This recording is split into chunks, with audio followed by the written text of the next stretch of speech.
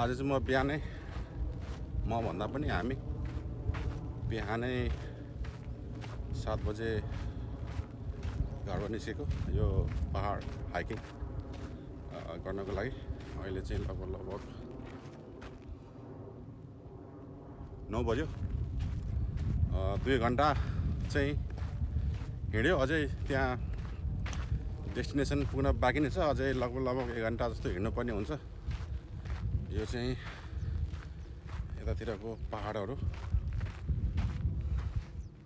अब यता चाहिँ अलिकति सम्म छ। अलिकति पहिला चाहिँ अलिकति त्यो नेपालको जस्तो अलिकति भिरालो खाले बाटो थियो। अँध्यारो भएकोले चाहिँ मैले त्यो भिडियो बनाउन सकेन। अहिले चाहिँ घामसाम लागेको छ। त्यही भएर यसो भिडियो बनाइहालौँ न भनेर।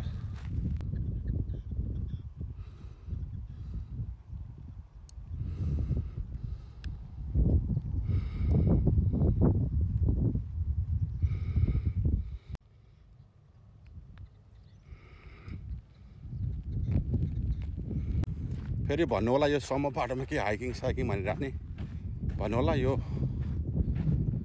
पहाडबाट हिँडेर आएर यो चाहिँ फेरि त्यहाँबाट आएर भन्नु होला त्यो चाहिँ अर्को गाउँ हो है। त्यो गाउँ क्रस गरेर आएको। अब यहाँको बाटो चाहिँ यो पहाड माथिको चाहिँ बाटो हो। त्यतापट्टि समुद्र छ। त्यो घरहरू भइहाल्यो। यो चाहिँ पहाड माथिको बाटो। यो डाँडा काँडा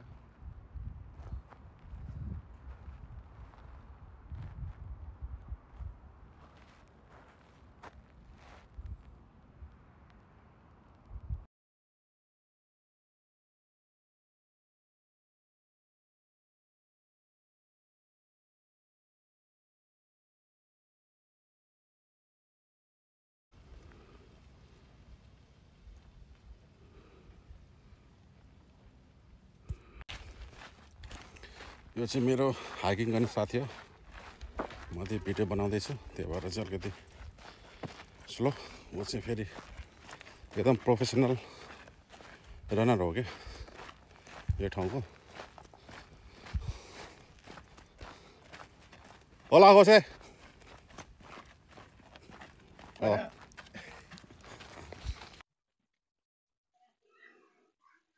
मेरो हिँडाइ चाहिँ अझै पनि जारी नै छ।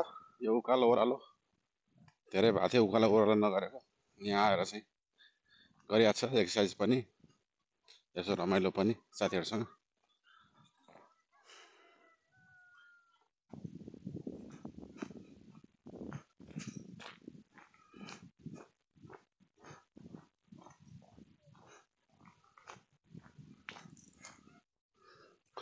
मलाई चाहिँ यो डाँडातिर चाहिँ क्याम्पिङ गर्न मन लागेको थियो। तर एलाउड छैन अरे। यहाँ चाहिँ पर्मिसन लिएर चाहिँ क्याम्पिङ गर्नुपर्ने हुन्छ अरे। अब म चाइनामा बसेर आएको। चाइनामा चाहिँ के मतलब हुँदैन थियो क्या। जहाँ गएर टेन्ट लगाएर बसे पनि क्याम्पिङ गरे पनि मतलब हुँदैन थियो। यहाँ चाहिँ अब हरेक कुराको रुल्सहरू रेगुलेसनहरू फलो गर्नुपर्ने हुन्छ। क्याम्पिङ गर्न खोजेको थिएँ। यहाँ टेन्ट सेन्ट ल्याएर यसो भनेर प्लान गरेको मिल्दैन अरे। पुरा पर्मिसन लिएर चाहिँ यहाँ गर्नुपर्ने हुन्छ अरे। त्यही भएर अब कहाँ पर्मिसन लिने, कहाँ गर्ने, के गर्ने।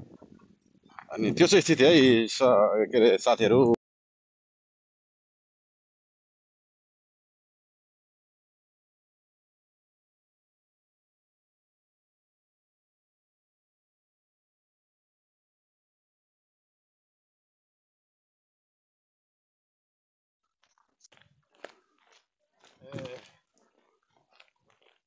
Yesterday,